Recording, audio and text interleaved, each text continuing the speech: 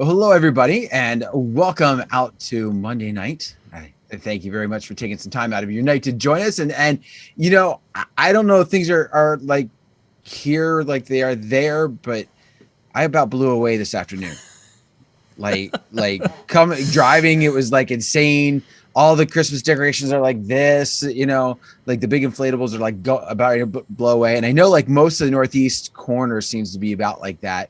John's like, that's like July weather for us. But the rest of us are cold and miserable, ready to blow away. Pretty much. I'll try not to be miserable tonight, though. I promise. Try not to. Do I have to promise that? No, because then we'd wonder what was wrong with you. Thank you. You're welcome. But no, we've got some fun tonight. And in case you're like, wait a minute, I got some notification. I'm clicking on. Did clocks change again? Yes. Yes, exactly. Exactly. It's really 9 o'clock.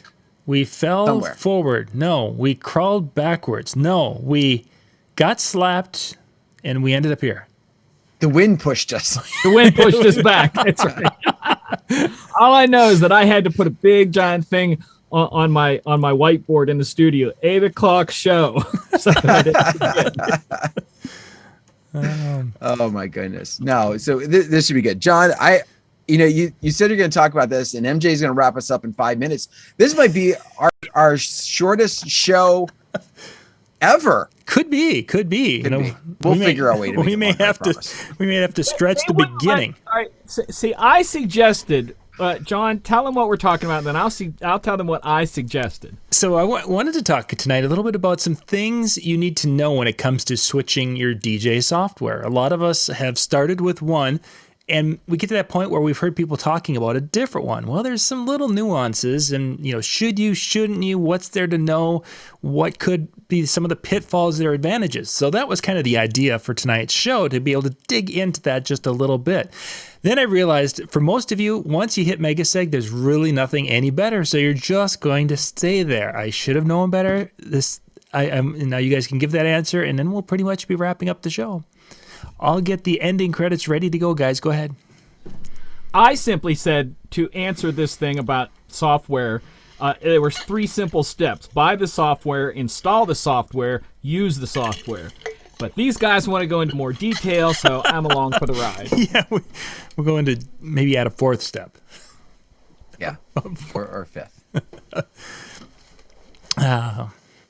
So let's just kind of start out talking about where did MJ, did you start with virtual, or did you use other software kind of back and forth before you really settled on virtual?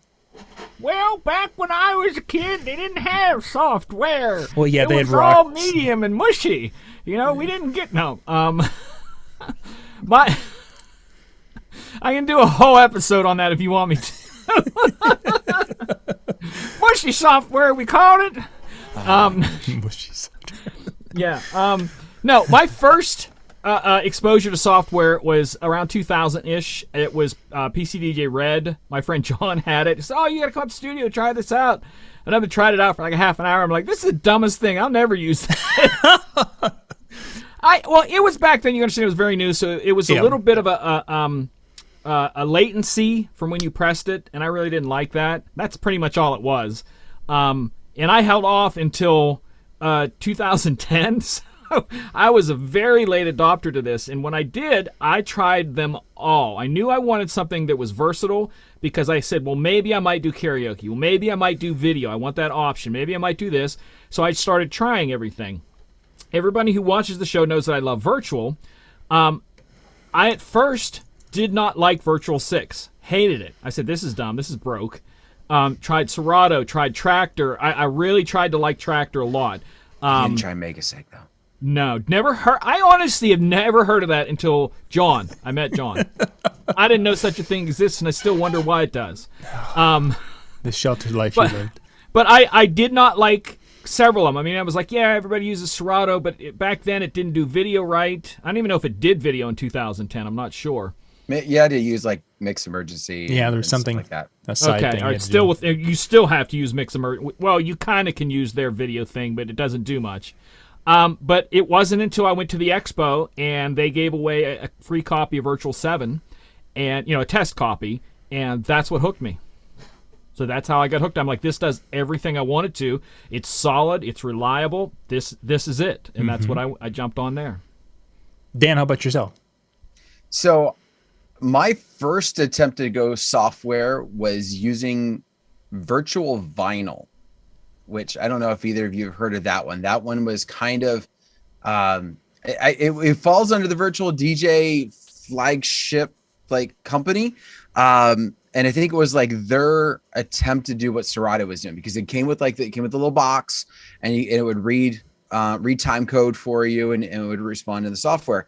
I couldn't get it to work to save my life. I tried pretty much anything I could. I was on support forums. I did. I reached out to the company that I bought it from, tried to get their help.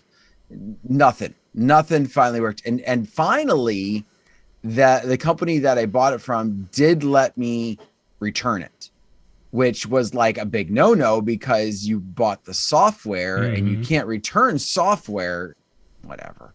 I was like, then help me get it to work. I'll keep it if you can make it work. And so finally they gave in and gave me store credit. So I used that, went from there to Serato. I was Serato probably for quite a while. I stuck to strictly Serato. And then I wanted something for weddings that would give me a little bit more versatility, that would give me the ability to have a remote and be on the floor. So Virtual at the time had like the remote software through their phone. They still do, but it was like, they were like one of the only ones who did it. Short of having to like MIDI map some weird thing in my phone. I didn't want to do that. So then I switched to virtual. And so when I would do club and school events bars and school events, I would do Serato.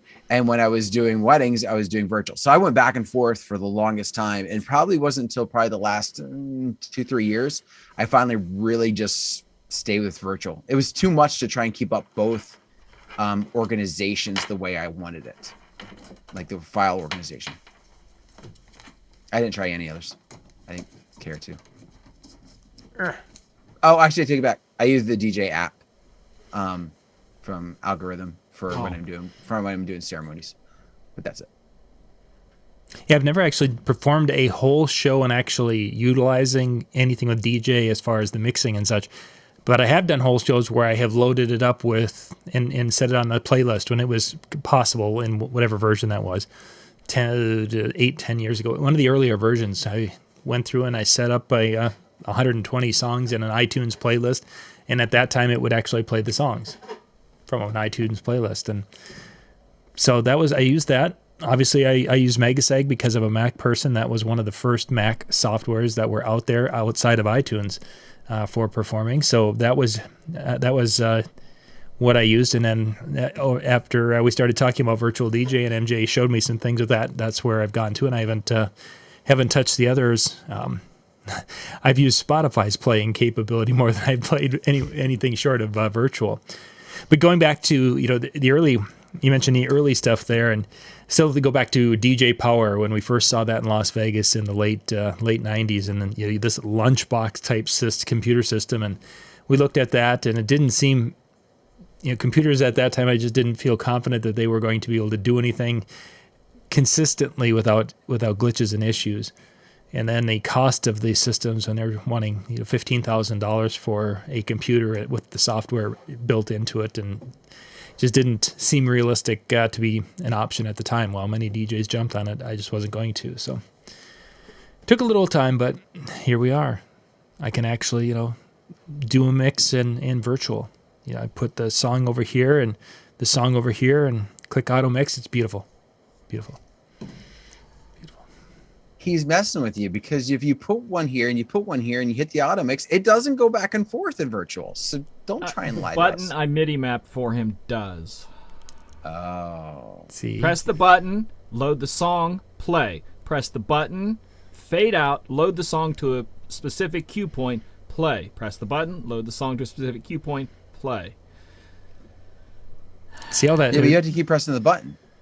Just once, and it did everything. Oh. Yeah. I think you wanted to change the song. Yeah, he was going through the whole sequence of what happened when you press the button. Yeah. Yeah. It did it all for just one button. Oh, I'm ready to mix now. One button. Fade the song out. Start this song on this cue point. press the button. Yeah, that's multiple pressing buttons. That's not auto mixing. No, that's called That's auto loading. That's the mega seg button. It's mixing because it's doing the beat match if it can. Okay. So it's putting it at saying it's moving the BPM and giving it start at this point. So when it starts at this point, this one echoes out equally. As this one goes. Pretty scientific. And I will do that for your computer if you like it for $700 per button. Does that include those buttons that don't work very well on? They work. They just take a little bit of extra love. Extra, yeah. I gotta give them a little extra love. Give them a little. Hey, how you doing? You waking up? So let's talk a little bit about because there's many articles and many videos done about this and such. And one of the articles we were looking at here today talked a little bit about getting your music ready to go into software, and that wasn't early on when we first started this. That wasn't even a concern to a point. Maybe trying to organize it a little bit was, but there's more to prep our music today. And MJ, can you just talk a little bit about when people are talking about getting their music prepped for performance? What kind of things are they referring to? Put the song in the computer, press play. You're done. Okay, well that was quick. Please. That was quick. We're still on that quick show. Here's the. I mean, I don't know how much detail you want me to go. Are you talking per software? General population, not the MJ tagging. No. Because you got to understand, with Rekordbox, you can't put video and audio in the same folder. So that's one software that something has to be done differently than the other two. So that's why I asked, do you want specifics of each one? Well, let's just kind of go through and work our way around a little bit of what would I need to do to prep. Kind of prep would be involved with music into Virtual or Serato or Rekordbox. Just pick one and let's go with it. All right. So you're saying that you have a library of songs. I have a library of songs that I just stole from the DJ down the road when he wasn't looking. I highlighted, drag. You bought a legal hard drive online. Yeah, exactly, off eBay, and it cost me $200, and now I have 40,000 songs because that's the going rate. There you go. All of them are kind of the same, except for, again, Rekordbox. Serato scans it. Virtual scans it. Rekordbox, you have to import them. So it's almost the same thing, but it's not. Mm-hmm. So, like, I can throw in a hard drive into a machine that's running virtual, and it can see those songs, but because they've not been scanned, it's not going to have information like BPM, key, anything like that. You scan it to get that information. You can still play it. Same with Serato. It will see them, but it won't get any of the tag data. It will not quantize them. Or am I saying you know what I mean? Quantize them, not quantize them. There's no D in there. There's not quantize them unless you scan it. And that's kind of like the little difference with them, that you could technically throw a hard drive in that you bought and DJ from it. I'm not sure if Serato will do it. Like for Virtual, I can drag a song on there, and as soon as I drag it to the deck, it goes through that process automatically. Mm-hmm. It's not going to be in there before, but it goes through automatically. I'm not sure if Serato does that with the drag and drop, if it does the auto scan. It does? Okay. I would think, so, yeah. Most of the time, it's that. So if you're just starting from a blank canvas like that, things like genres are dependent on whoever put them in that song. So someone could look at Prince and go, "Oh, that's a soul artist," or no, Prince is disco, and now in that folder of whatever you're doing, you're going to see a Prince song as disco. So whatever, you are subject to whatever was there in the tags. You yourself still need, in my opinion, need to go in and go, no, this is R&B, this is pop, this is whatever, and then either change the tag or put it in a playlist, a folder, a crate marked for that so you can find it better. So after and that kind of gets you started on that. So once you've done some of that work, say you started working in one software, does that kind of move to the other software with it, or is it really something? Nowadays it does. Back then they did not play nice. Mm-hmm. But they play nice now with cue points and everything. Mm. Play like your crates and your playlists will transfer over. In Virtual, it will see all of those crates and will mark them Serato crates so that you know that was you put them together in Serato.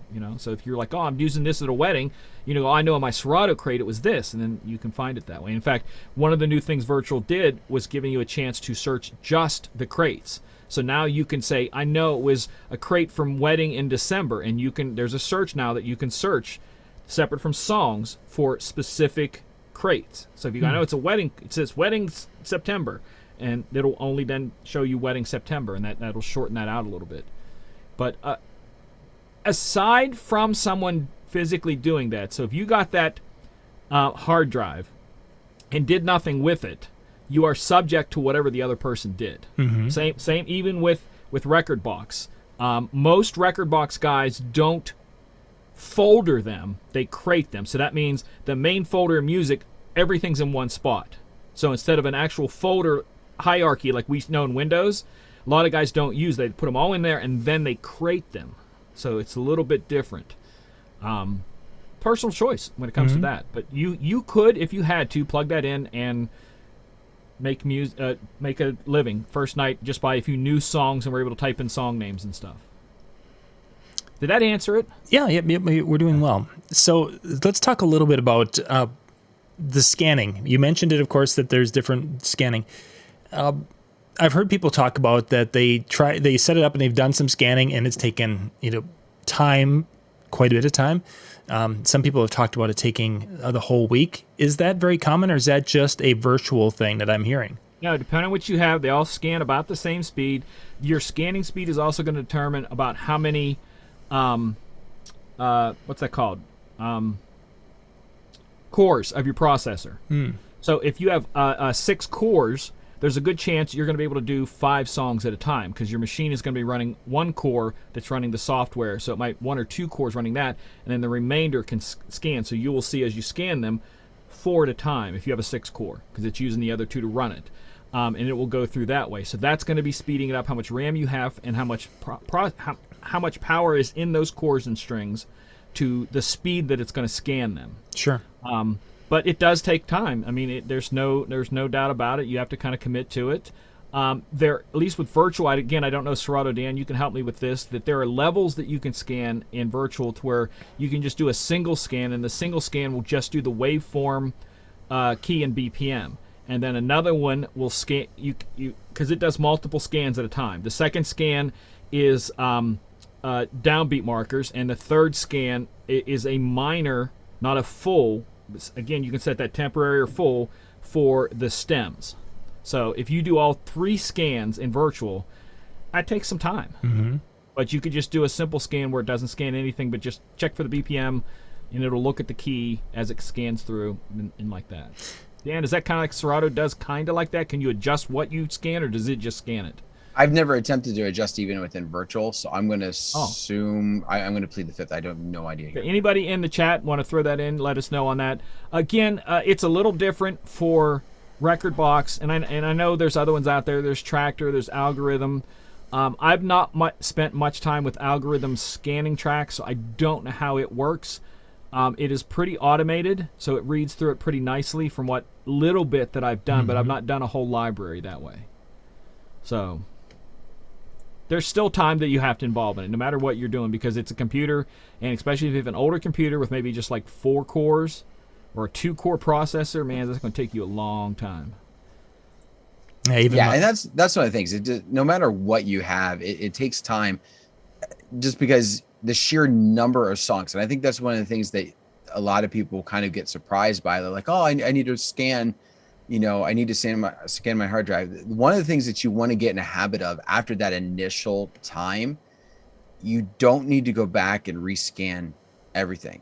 I've seen people, I've heard of people, I should say, who would do that, who would drop stuff into a folder or into a crate, and then decide that they're going to rescan, and they decide to take that whole crate, and they've already maybe done 1,000 songs that are in that crate, and they really only needed to do the extra 5 or 10 that they may have loaded. Right. But then they're stuck in a limbo, and if you don't know how to get out of it, it takes you a while.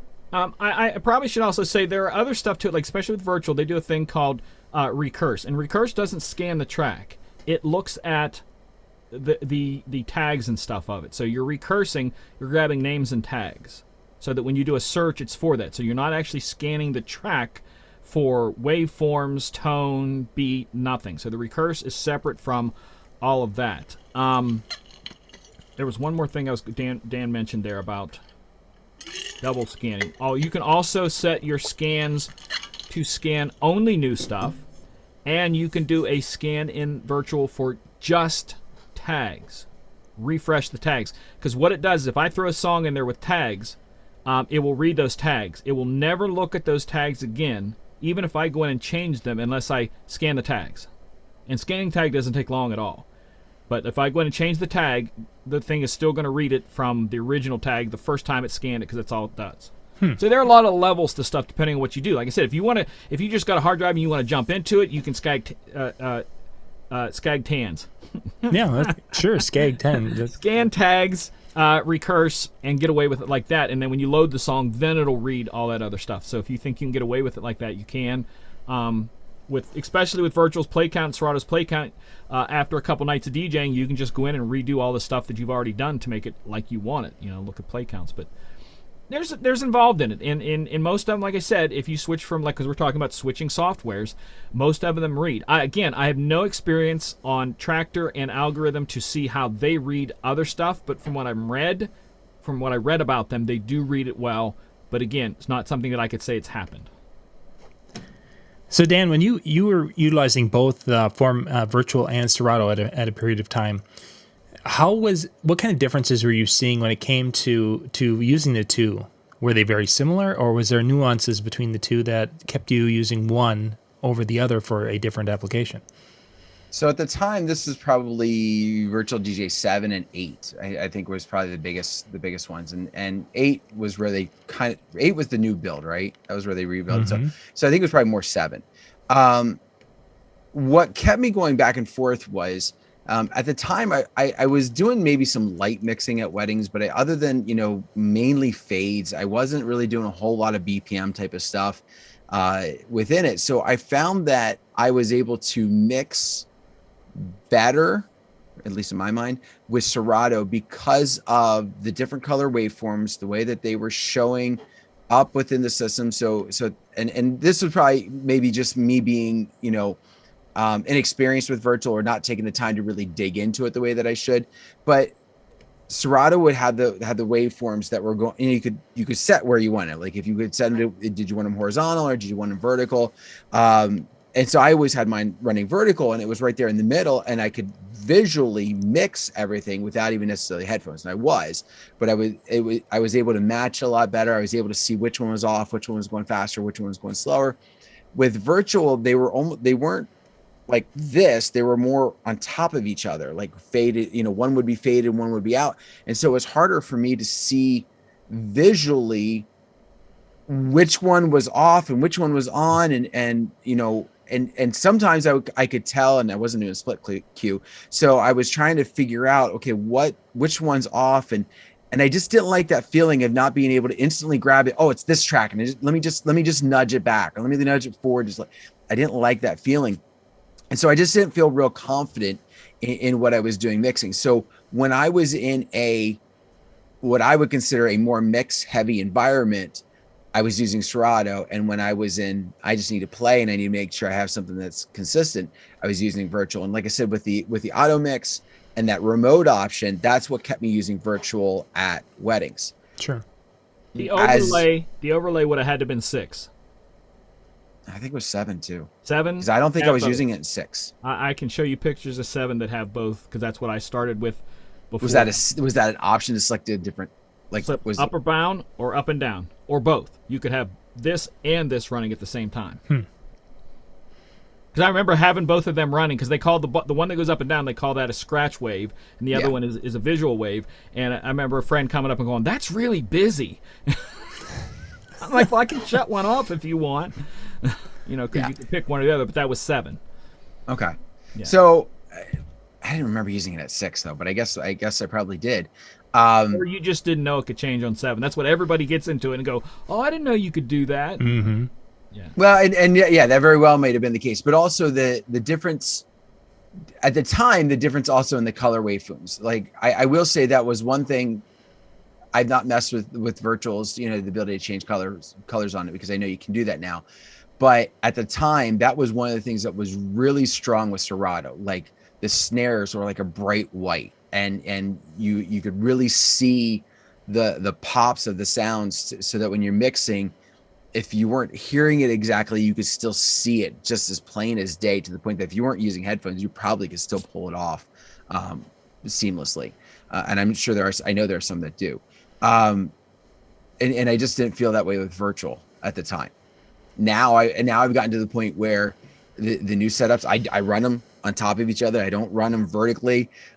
You know, I don't use the colors where I did before. It's just one of those things where I think as I got used to it and started doing more weddings and less of the other stuff, I just started playing, and now I just don't go back. And that is the rest of the story. There we go.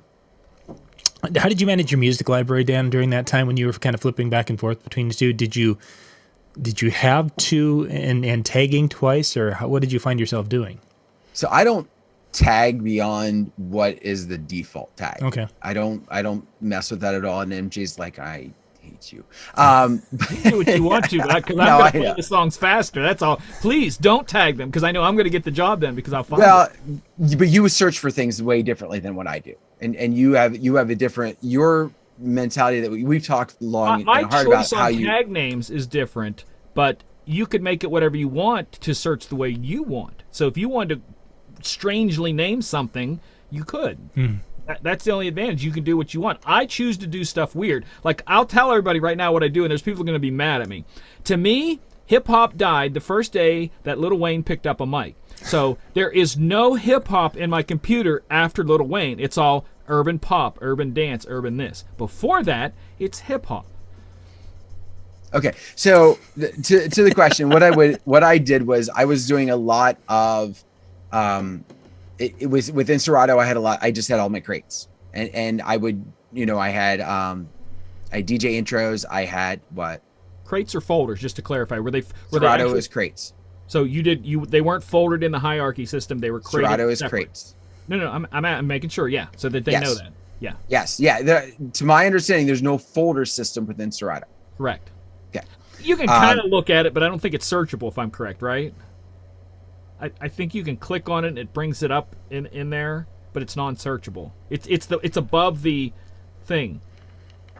Like, you click to the left of the search thing, because you can do the left of the search thing of like title and all that, but you can do the hard drive and you'll see the hierarchy, but that's not searchable. Anyway, so I would have these crates, and I would just buy, and I did it by genre. What I would do is, and this was kind of almost ridiculous that I had it, I was like, but within my hard drive, I had that same type of hierarchy within my folders. So I would just drag the folder and drop it into the crate. And then when I added new music, I would just drag and drop it into the crate, and it would only add the new stuff. And then I was able to scan it by looking at everything. Within weddings, it was very much the same way, but I wasn't utilizing the Serato crates. I was using the virtual DJ folders within that, and was mainly dealing with those folders. And then I think MJ showed me how I could actually use the folder I already created, and I didn't have to create any more virtual folders. And that now I'm going back to using some virtual folders again. So it's just like, yeah, whatever. But that was how I would. There was a lot of redundancy. There was a lot of double setting things up, because I didn't really like utilizing my Serato crates, even though there was a lot of similarities. And I think part of it was also because within the bar scene stuff, I would have some explicit versions, and in my weddings, I didn't want that to show up at all. So I was very careful when I was creating to make sure that certain stuff was never in the drive at all. Or I shouldn't say never in the drive, never in the software search. Let's talk. We have to wrap the show up a little bit earlier tonight, guys, because we got to switch to Howie. He's going to be coming in at 9 tonight. But let's jump to controllers and talking about how some controllers are more, or I should say, some software is more conducive to a larger variety of controllers than others. And I didn't wear my virtual shirt tonight. I was reading an article that talked about this a little bit, and they talked about Rekordbox. So let's actually start with Rekordbox. I'm not even sure. Can Rekordbox work with anything beyond a Pioneer? Yes. Okay, so they do have it so you can MIDI map within. As far as I know, I've not tried it. Yeah, it will because I've used it with my 7000. Okay. Yeah. I'm pretty sure. Wait, did I? I thought it was exclusive. I thought that was one of the. I looked that up. You look it up, but yeah, I thought for some reason I was thinking that Rekordbox and them were exclusive, that you did not have the ability to play it on another platform, and kind of like the pushing point was like, hey, if you want to use our software, you got to use our controller. Mm-hmm. Keep talking. Okay, according to this, and this was 2020, because I just typed in Newmark, because I put in Denon first, but because Denon has Engine, it can work with Engine, which I knew that. So if you have a standalone running Engine, Rekordbox crates and whatnot get transferred into Engine on a Denon. But I just typed in Rekordbox work with Newmark, and this was a post as of 2020. My controller will not work with Rekordbox, and since Rekordbox not working with Newmark controller. Okay. There's other things here about working so someone in the chat, if you know for sure, let us know. The Newmark mixer won't work natively with Rekordbox DVS. You could add the Rekordbox interface, which will allow you to use DVS. So there's workarounds, I think. You said you would have to have some other piece of equipment, very similar to, like, so back when I first started within it, that was back when you had like the SL1s and that for Serato. I wanted to be able to use it with, I wanted to be able to use my box with my MK1, my MC6000, like the first generation. And at that time, it was a virtual only controller. And Serato would not work with it, but I was able to put an SL1 box in the middle between the controller and the computer, and then it would work.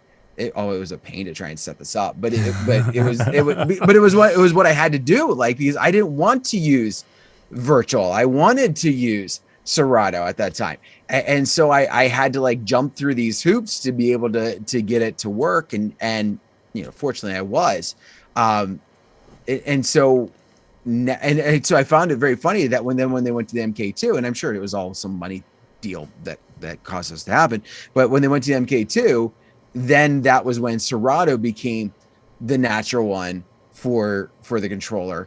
Now, again, if you have, and MJ's probably going to talk about this, I'm going to steal his thunder, that if you have virtual, they might not come out as soon as the controller comes out, but it is a very short time between when that controller comes out when virtual will be able to play on it. Like, I will say that is one thing, if you're thinking about when you're talking about switching softwares, what controller do you have? What controller do you want to have in the future? If it's a Serato or it's a Rekordbox or potentially an Engine, you might be having to switch softwares because the controller doesn't use it. Kudos to Virtual for their team of constantly finding something to plug in and go, you want that controller to work with us? Give us 2 weeks. Give us a month tops. We'll make it work. And usually it's like a week. It comes out on a Tuesday. Next week we got it for you. I remember when the NV came out and it had the screens. It was one of the first ones with screens. And they're like, it'll never work with virtual. It only works with Serato. It's the only way you can get the screens work. 2 weeks later, somebody had it going, working the screens, working with virtual. Virtual works with, here, I'm going to say this because, I always push virtual. Virtual works with almost 3 times as much as Serato does. But keep in mind, Serato is coming from a deficit because all they allowed for a long time was the SL boxes. So while while Virtual and a couple of other ones were working with controllers back then, Serato was only doing the SL box, and when they opened up, then they had some catch up to do. So there are some older ones that don't work because they just said, well, this is too old, I'm not even going to bother making Serato work with it. But right now, most work with Serato. Serato does work different than a normal, typical MIDI controller. That's why you look at the DDJ1000 and DDJ1000 SRT, that Virtual will work with both. Rekordbox only works with one. Serato only works with the other. That's the way the software is, that they are working these things to try to get you in their ecosystem. But Virtual's like, listen, let's play nice. We're all just doing the same thing. We're all press and play. But you can work Virtual on pretty much everything. Like I don't know anything that doesn't work with Virtual. If not, somebody else has made it work with Virtual. But you do have a pliable list that if you switch brands, like let's say you're a Pioneer person and you're using Rekordbox, and you go, I want one of those Denon standalones, you're screwed. Not totally. You can work around things, but you are limited on certain things, especially with any piece of hardware that has an internal sound card. So it all depends on how some of that works. And also, you are limited by Mac to Windows also. So if you're running like Rekordbox on a Mac or Serato on a Mac, that limits you to the things that you can run that on, as opposed to those two things on a Windows. I just read a whole article about that, that some of them are now going, wait, Windows 11 now works with some of these softwares, where it was like, Virtual always worked with the new one. The old one, there was no reason why there's a hiccup, because it's just Windows, that they had to change things for it. So if you are not committed to a piece of hardware, you might have to, yeah. That's something to think about. And most people don't. That's one of the things you got to realize. Most people, like Dan, switching like that mid-career, he's not the average person, because most people ride for life on whatever they do, or I believe, honestly, in my opinion, there's a lot of people out there that will use like Serato for certain things, and then maybe algorithm for some other things that they like the way the mixing works. So you get a little bit of that, but I say try them, because they'll give you free versions of them that you can try. You never know what you might like. And I think that was also one of the problems that created, or Serato kind of created for themselves with it, for maybe lack of better terms, was back in the day when you had the SL boxes, their software was free, and you just had to pay for the box. But if you didn't have the box plugged in, it became very difficult to play with. Like there wasn't a trial standalone, where you could just like play it on your computer, like a trial version. Like you would not work. I take it back. It would work like an iTunes, where it would play one song, and then you had, and it was just one DAC, and then you had to bring another one up and run it like that. You couldn't just go through it. And so I think that was also some of the things that kind of worked to their advantage when they went to the Serato DJ as opposed to the old Scratch Live software, was then it opened them up and to focus on, okay, you can buy our software and run it on a multitude of different controllers, and it opened up a bigger platform, a bigger area for them. But it just doesn't seem like they push it in that sense anymore. It's more like, okay, we're going to be on the controller. We're the ones that comes with that controller. Yeah, can I throw something in there, exactly kind of what Dan's saying real quick to emphasize that? You talked about them paying to have Serato on the thing, when it came around to that one. Just because someone says it's a Serato controller does not mean that's the only thing it will work with. Keep that in mind. When you're buying something, if it's a Serato controller, it says Serato on the box, so I have to use Serato. No, you do not. Keep that in mind, that Serato paid to have themselves on there. Or Rekordbox is because it's Pioneer. You're right. So keep that in mind when you're buying something that doesn't necessarily limit you to one or the other. So in the same way that we talk about switching software and hardware, when you're purchasing from the beginning, don't think that you're limited going, I want to use Serato, so I have to buy a Serato controller. No. So just thought I'd throw that in there. I want to kind of talk a little bit about, Shaney mentioned this, that there are some controllers that you can purchase that are a Serato controller, that you get a version of Serato that only works with that specific controller. It is licensed to that controller. MJ, I don't have a lot of experience with that. Can you describe that a little bit more? And and then we can kind of talk about when that becomes a problem. I got two perfect examples for it that we've all faced right here, and the one I told you about last night. One was the 7000 MC7000 that Dan and I purchased. Okay, it came with Serato, but it was only licensed to that piece of hardware. So if I wanted to plug it into any other piece of hardware, I would have to pay for the full software. So they limit you and they get you with the extra add-on. Serato always does that. When you buy virtual, you get it for life. You don't have to pay for any upgrades, nothing. Serato does the add-ons. And I found out the other night, because I've never used Serato with DVS. I've always used virtual with DVS. And I plugged into the Rain 1 because I'm considering buying it. Virtual's great. I'm like, I want to throw Serato on there because it's on the same computer.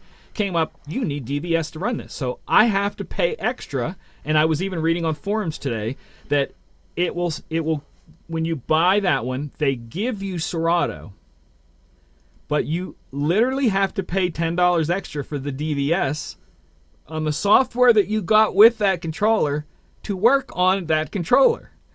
So there's little things like that do add-ons, but Wait a minute, I thought our 7000 came with the full DJ, full Serato. That was actually one of the things that was like a surprise. It was like, oh, like you bought the 7000 and we got the full suite.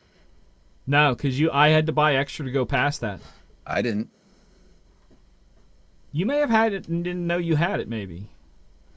No, like I didn't. Because I thought I had DVS until I plugged that in, and I looked down the list. Let me phrase it. I don't know about the DVS. I don't know about that because I never utilized that part of it. But there was a lot of the extra plugins that were just they were included with it. Mm-hmm. Yeah, I know that one for me at least wasn't, because I was like, you've got to be kidding me. But then you paid less than the full price for the extra piece. I mean, as opposed to paying, like a couple hundred, you may only pay $30 for that, open license, But again, these are things that I kind of wish they would spell out more, because it really does get people. It's all part of marketing. You understand that they're not out for your best interest. They're not out for making the industry better. They're out for making dollars. So just like Apple wants to keep you within their ecosystem to spend money only on them, these companies want to do the same thing. We are seeing both of those companies, and I think Rekordbox 2 is now having a subscription service. We know darn well that they are going to push that to all subscription services in the future. So you won't ever buy, like I paid 10 years ago for virtual. They haven't gotten another $1. I would not be surprised in the future that they grandfather that, and anything after a certain date purchased is subscription only. And that's the same for Serato, same for Rekordbox, same for all of them. I think it's going to go that way. Dan disappeared for a second. He left us. Now I can talk about him. So it kind of, it's odd that they do that, but it's partially to get the money. They'll give it to you free, but you kind of have to upgrade a little bit.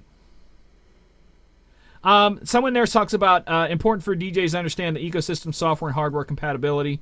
Again, it all kind of depends on what you're using there. That's one of the reasons why I like virtual, and I still say to this day that they should change the name to Versatile DJ, because I've never found a limit to where, darn, I can't do that. Mm-hmm.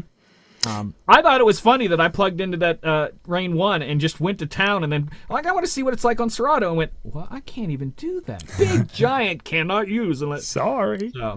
But yeah, go ahead. I'm sorry I interrupted you. Yeah, and one of the things Shaney was also mentioning is that there's DJs who have their home controller that came with a full license of Serato. They perform on that at home and practice, and then they go to the club, and now they're plugging into a different Pioneer controller. And it won't work with that because their full version is licensed to that controller. They don't realize that, yeah. And they get there and they find out that that's a problem. So again, understanding that, as Joel said, the ecosystem between software and hardware, you're gonna have, if you're looking at switching or thinking about it, it's just not a click and I'm gonna go here this week and do a little research. I mean, like you if you say I'm interested in this controller. Do a little research and see if they give you a full one, if that's the direction you want to go. Because if it does, you're saving yourself a little bit of money that way. So, but just do a little research. You can find out pretty quickly. I would love to go back now and find out, because I swear, Dan, I wanted to use it on the 6000, the Serato on the 6000, and couldn't. It only worked on the 7000. I swear. Oh, for the longest time, the 6000, was it the first version? MK2. One of them wouldn't do it at all. Yeah, one of them was very difficult to use with anything but what it was shipping with. Yeah. because it wouldn't even work with Megasig at the time. So, I mean, that was like catastrophic. It's like, why would you even have software that doesn't work with one of the best programs for playing music ever? Okay, so now that's Winamp. Somebody started off with Winamp at the top of the show. They brought someone did dump that in there. Yeah, they had that in there. So what's going to happen in about 15 minutes? That's a whole other thing that we need to do another show about the different types of DJing that to where if you don't do all this fancy stuff that like I do, it's okay to have something different. Oh yeah, and there's many of people. Just saw a picture of a guy who was DJing, and he's using a Winamp type system, and he's performing weddings, and people love what he does, and they enjoy it. It works for him. So it's the one thing though I would caution, if any of you are doing this, which I saw one time, it actually wasn't that long ago, which was I think even more scary. They had two computers hooked up, and they were playing basically off of iTunes, going from computer to computer, back and forth. And my thought was, for what you spent to have those two computers, you could have bought the main one, the software to do a back and forth on that computer, and maybe just have a small backup one rather than two of whatever you had. But we're talking, it was 2 years ago. Mm-hmm. I have a friend who lives in this area. DJs multiple weddings a week. I mean, professional, full-time, gets paid a lot. No controller, 2 laptops, a mixer in the center. Has a main one and a second one. Main one is running this stuff. Mm-hmm. And the other one, and that's, he makes his living. And one day he was asking me, like, maybe I could learn some mixing and stuff like that. And then he called me back. He goes, I don't need to. I get paid doing this. I don't need to learn anything else. Yeah. And that was it. So I'm like, okay, cool. It works for him. Excellent. So in about 13 minutes, Howie and the crew are in the Boston area tonight. They're going to be coming to you live from the something of sound. Oh, goodness gracious. I'm just Harvest of Sound. Harvest. Thank you. Harvest. It started with an H. Harvest of Sound. They had a speaker kind of shootout or demonstration today. They had a wall of speakers set up, and Ben Stubb was there, and they were kind of bouncing back and forth, hearing the different things. We were hoping to be able to bring that to you on the channel, but it didn't work out. So that video is not what it should have or could have been. So it's only about a 5-minute little interview of talking to some people after it was over. It's just unfortunate that sometimes when you're doing live stuff, it doesn't work as the plan was laid out. But Howie is all set up, and actually Jay Brannon is in town. So Jay and Howie will be live, and that'll be happening out at DJNTV.com/chill. And we'll be broadcasting that to all the channels also. So this one's actually going to be live, not recorded tonight. It'll be on YouTube and Facebook. And then after that, the chill room will be open, DJNTV.com/chill, where you can go there and hang out and talk after 10 o'clock Eastern. Well, whenever Howie's group is done, we'll have that all going. Tomorrow night, we'll be dropping a couple of shows, and then Brian and Jay, I believe, will be going on tomorrow night at 10 o'clock. It's basketball season here for me, so I'm pretty much done on Tuesday nights. Yeah, it's going to be crazy. But the next virtual expo is ready to go for next Monday night on the 13th. You can go to DJNTV.com/virtual expo, and you'll see who's going to be speaking: Scott Favor, Bill Herman, Jason Janai, and Jordan Marshall. They're going to be talking about creating the perfect event, or building the perfect event, however we had it billed as. But go check that out. You'll be able to find that for next Monday nights as we do our monthly training show. MJ, are you on this week, or what are you? The 15th. Okay, so next week. 15th, and it's a virtual DJ night. And that will be, that'll be almost taking us right up to the Christmas break. Right, almost there. So guys, we need to wrap up because I've got to go into the house to get Howie ready to stream. So Dan, why don't you take us home? All right. Well, thank you very much for joining us tonight. Hopefully you guys found some answers and probably about 8,000 more questions. But either way, we got you thinking. So have yourself a wonderful night. We'll see you next time.